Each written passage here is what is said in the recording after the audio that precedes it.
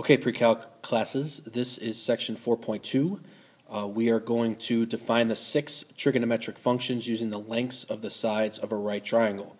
A couple definitions that you guys need to know. Similar figures.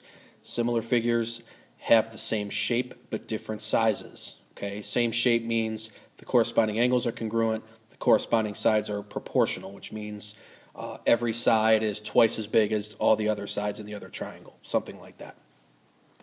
Right triangle trigonometry, similarity is the basis for right triangle trigonometry, which is the basis for this lesson. You studied right triangle trig in geometry so long ago.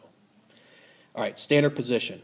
Okay, to bring the power of coordinate geometry. That's a powerful statement. Okay, standard position goes on a coordinate plane. Okay. We will often put the acute angles in standard position in the xy plane with the vertex at the origin and the vertex at the origin, I already said that, one ray along the positive x-axis and the other ray extending into the first quadrant. So this would be the angle on the graph. Okay, that's an acute angle. That would be theta. Okay. We already know this. Sine, cosine, tangent. Okay, now what we don't know and what's new is right here. Okay, cosecant is just the reciprocal of sine. Secant is the reciprocal of cosine, and cotangent is the reciprocal of tangent. As you can see, our SOHCAHTOA is reversed. Okay. Notice here that for the angle, okay, here's the opposite side, here's the adjacent side, and there's the hypotenuse. So the first thing they want us to do is find the values of all 6 trigonometric functions for an angle of 45 degrees. Now, what you want to do is draw yourself a right triangle. This is a 45, 45, 90 triangle. Now, back in geometry, we learned that in a 45, 45, 90 triangle, the legs are congruent. Now, the size of this triangle does not matter. We can make the legs any length that we want as long as they're the same. So we're going to keep it simple, 1 and 1. Now if I do Pythagorean theorem to find the hypotenuse, okay, I get square root of 2 for the hypotenuse. Now I'm not going to figure that out. I'm just going to leave it like that. So first, sine 45. Okay, sine is opposite over hypotenuse, so that's 1 over the square root of 2. Well, you can't have a radical in the denominator, so you multiply top and bottom by radical 2. So the sine of 45 is radical 2 over 2. Okay? Cosine 45. Okay? Cosine is adjacent over hypotenuse. Well, that turns out to be the same thing, 1 over radical 2. Well, we already figured that out. It's radical 2 over 2. Tangent 45. Tangent is opposite over adjacent. Well, that's 1 over 1, which is 1. Now, cosecant.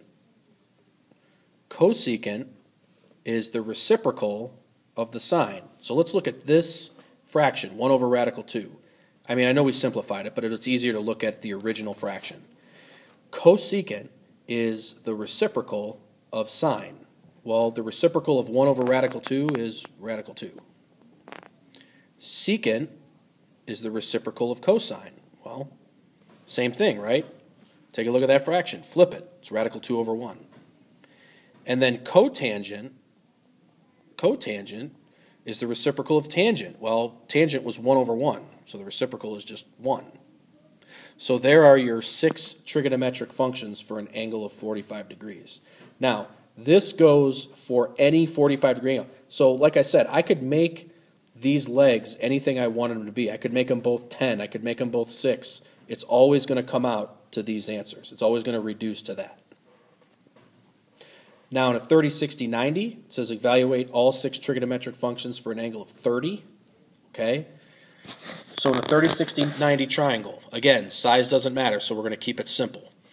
The leg across from 30 will just make 1. Now the leg across from 60 is whatever that short leg is times radical 3. And the hypotenuse is 2 times the short leg. So 2 times 1 is 2. Okay, so that's the general rule. Sine, 30 degrees. Okay, here's 30 degrees. Opposite over adjacent, or excuse me, opposite over hypotenuse, 1/2. Cosine 30. Adjacent over hypotenuse, radical 3 over 2. Tangent of 30. Opposite over adjacent. Okay, that turns into radical 3 over 3. Okay. All right, cosecant of 30. So now we're taking the reciprocal of sine. Well, that's 2. Secant of 30. Secant of 30 is the reciprocal of cosine, so that's 2 over radical 3. Well, if I multiply top and bottom by radical 3, I get 2 radical 3 over 3. And then cotangent is just the reciprocal of that, which is radical 3. Okay? So, very simple. And again, you know, I could make this 30-degree side, I could make that not just 1, I could make it a 5 and make that 5 radical 3 and that 10. Doesn't matter. It's always going to work out and simplify to those numbers. Okay, it says use one trigonometric ratio to find them all. So it says let theta be an acute angle such that the sine of theta is 5 over 6. Evaluate the other 5 trigonometric functions of theta. Now if you remember, sine is opposite over hypotenuse. So here's theta. Opposite is 5, hypotenuse is 6. So if I do the Pythagorean theorem, I'm going to find out what A is. Okay, so A, so our other leg is the square root of 11. So we already have sine. Now, by the way, the fact that we have sine, we have cosecant automatically. Cosecant is 6/5. Okay, because it's just the reciprocal of sine. Cosine. Cosine. Adjacent over hypotenuse. Square root of 11 over 6. Tangent. Opposite over adjacent. So that's 5 over square root of 11. Well, you can't have that. So you multiply top and bottom by radical 11. And that's your tangent. Your secant. Take the cosine and flip it. Okay? Again, you can't have a square root in the bottom. So multiply top and bottom by radical 11. And that's your secant. Your cotangent. Cotangent, you're going to flip tangent. So it's going to be radical 11 over 5. That's a 5. It's a terrible 5, but it's a 5. There we go. Okay? So in that situation, you want to draw a right triangle, label theta, and then label your sides according to what trig ratio they gave you. Use Pythagorean theorem to solve for the third side, and then do your ratios. Find the exact value of cosine 30 on a calculator. Okay, well, that's pretty easy, guys. You just type cosine 30 in your calculator. One moment. Let me get my calculator out. Okay, guys. Find the cos button, 30. So it's like 0.8660, blah, blah, blah, blah, blah. Okay? We'll just leave it like that.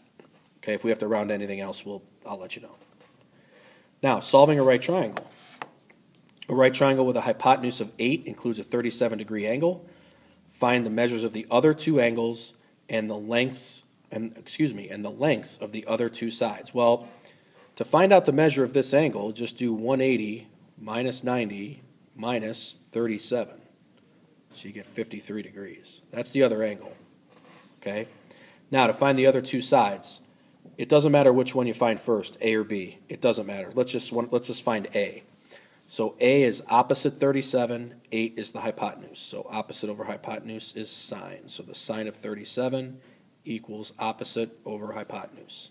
The shortcut, if the variable's on the top, you multiply. So 8 times sine 37.